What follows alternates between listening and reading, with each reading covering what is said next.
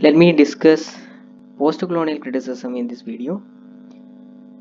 As you may be familiar with, postcolonial criticism as a distinct category emerged in the 1990s. And as the title indicates, postcolonial criticism is concerned with the colonialism, the evil effects of colonialism, and the way in which the dominant Western colonial forces subjugated the Eastern countries, especially the blacks in Africa, the Asians in India, and other countries, etc. So, here I just quoted uh, Frantz Fanon, one of the prominent voice in postcolonial criticism, the difference with regard to the black-white. A very wonderful quote. I am black. I am in total fusion with the world, in sympathetic affinity with the earth, losing my ID in the heart of the cosmos. The white man, however intelligent he may be, is incapable of understanding Louis Armstrong or songs from the Congo. I am black, not because of a curse, but because my skin has been able to capture all the cosmic effluvia. I am truly a drop of sun under the earth. So there is this philosophy or ideology which subjugates people on the base of the color of the skin, with the Western colonial forces coming out from the ideology of imperialism, and they believed in white man's burden, that it is their burden, the white man's burden, to civilize the whole of earth.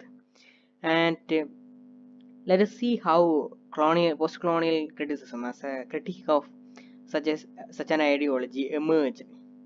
So one basic idea that we need to remember when it comes to post-colonial criticism uh, is the idea that, or it actually rejects the claims of universalism by liberal humanist critics. Now, by universalism, you may have studied in the previous semester 10 tenets of liberal humanism, and the liberal humanist critics, they believe in universalism because in which they claim that the fundamental ideas and emotions and feelings of human beings will be same all over the world. But if we claim that, and also they believe that grey literature portray universal human nature. So if we claim that grey literature has a timeless and universal significance, we thereby demote or disregard cultural, social, regional, and national differences in experience and outlook, preferring instead to judge all literature by a single, supposedly universal standard. So, when we say that literature has a timeless significance and it is universal, and it portrays universal human nature, which nature will be the portraying? Which aspect of human life will they be portraying? So we can say that they will be portraying the feelings or the ideas and lifestyle of the Western, upper class people. So any universal idea, any idea which trying to portray a single universal standard, will ultimately will have to reject certain other ways of life, other ways of living. So this is one problem with the universal standard. So for instance, a routine claim about the Wessex setting of Hardy's novel is that it is really a canvas on which Hardy depicts and examines fundamental universal human aspects of aspects of the human condition. Thus, Hardy's books are not thought of as primarily regional, or historical, or masculine, or white, or working class novels. They are just novels. And built into this attitude is the assumption that this way of writing and representing reality is the unquestioned norm, so that the situations depicted can stand for all possible forms of human interaction. This universalism is rejected by postcolonial criticism. Whenever a universal signification is claimed for a work, then white Eurocentric norms and practices are being promoted by a sleight of hand to this elevated status, and all others correspondingly relegated to subsidiary, marginalized roles. So that is the problem with the universalism. So when we say universalism, they will be focusing on the Eurocentric norms and practices. Eurocentric norms and practices means the practices and norms of Europe, and the people living in European countries will be the standard, and every other things will be considered as subsidiary or secondary, or not standard. So this is one significant thing that we need to remember. Postcolonial criticism rejects the claims of universalism by liberal humanist critics. So the ancestry of postcolonial criticism can be traced back to Frantz Fanon, an Algerian uh, thinker. His work, The Wretched of the Earth, has to be considered as one of the earliest work in postcolonial nature, critical nature. It was published in French in 1961 and voicing what might be called cultural resistance to France's African Empire. So Fanon, he was a psychiatrist from Martinique, argued that the first step for colonized people in finding a voice and an identity is to reclaim their own past. So, one of the effects of colonialism, whether it is in India or Africa or any other country, is that the indigenous culture will be treated as not standard, barbaric, savage, things like that, and the Western norms will be implemented in the colonized countries. For example, the traditional life or the traditional culture of the Africans or the Indians will be destroyed, and instead the culture and the lifestyle of the Europeans will be implemented. So, in order to uh, fight back, the first step for the colonized people in finding a voice and an identity is to reclaim their own past. So, we need to reclaim that lost past. That is the first step. For centuries, the European colonizing power will have devalued the nation's past, seeing its pre-colonial era as pre-civilized limbo or even as a historical word. So, one of the arguments that India doesn't have a history before the advent of Europeans, or we didn't have a culture, we didn't have any unified lifestyle, things like that.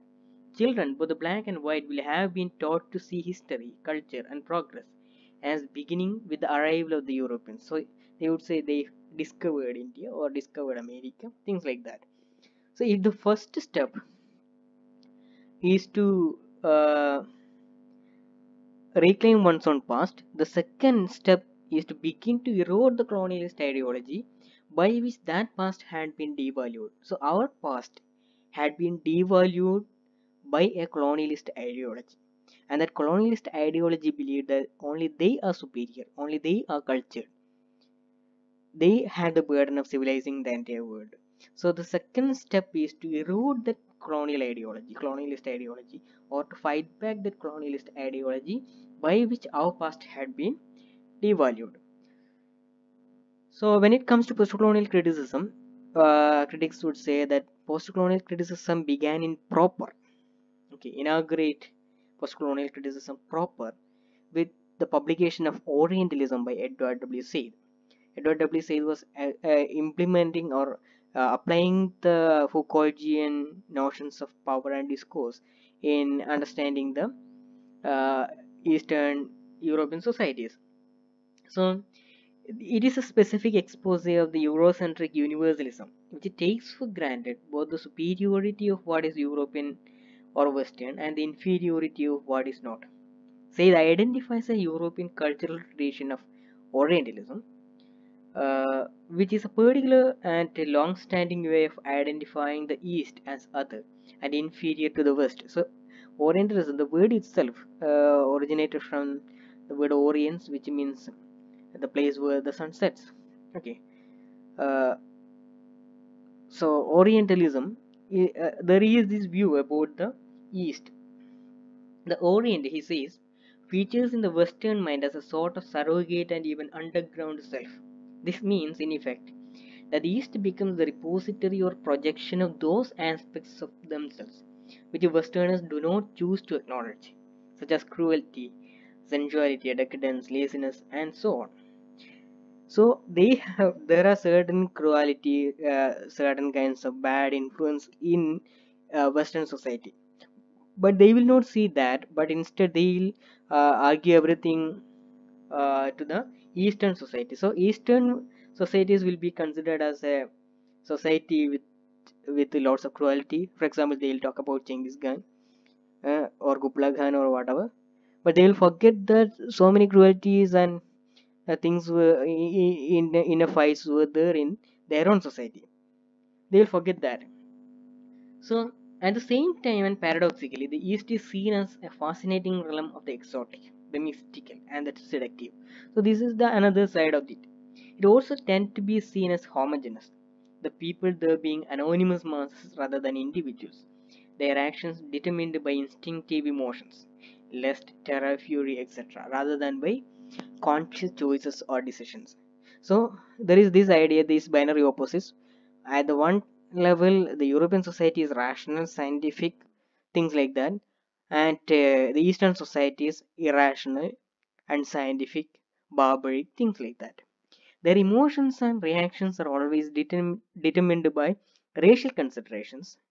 They are like this because they are Asiatics or blacks or Orientals, rather than by aspects of individual status or circumstances. For instance, because they happen to be a sister or an uncle or a collector of antique pottery. As Said says, after quoting the example of a colonial administrator's 1907 account of life in Damascus, in such statements as these, we note immediately that the Arab or Arabs have an aura of apartness, definiteness, and collective self consistency, such as to wipe out any traces of individual Arabs with a narratable life history. So everything will be homogenized. If one evil character is there, that is the feature of the entire Eastern societies. This is the way in which they'll be portraying. For example, you can see the way Caliban has been portrayed in William Shakespeare's The Tempest. You can see that Caliban was the original inhabitant of that island. He was to succeed his mother as the leader of that island, but he was given a negative shade. He was the villain, and things like that. Or the man Friday in Robinson Crusoe, how Robinson Crusoe naming him, the Friday came to his life on a Friday morning, so he gave the name Friday, and he taught him the language of his Crusoe's language, but he didn't consider Friday has a name of his own, or he has a language of his own. Such things will never be the uh, you know concern of Robinson Crusoe. So this is the way colonial people behave to the indigenous people. So let's see some works in postcolonial criticism. Gayatri Spivak's In Other Words, The Empire Rise Back by Bill Ashcroft and all, Nation and Narration by Homi Bhabha, Culture and Imperialism by Edward Said, Henry Louis Gates Jr.'s Writing and Difference, and some collection of essays in it. So these are some of the theoretical works, as well as some theories like Franz Fanon. So we'll be seeing some of their contributions in some of the arguments within postcolonial criticism in the next class, next video. Thank you.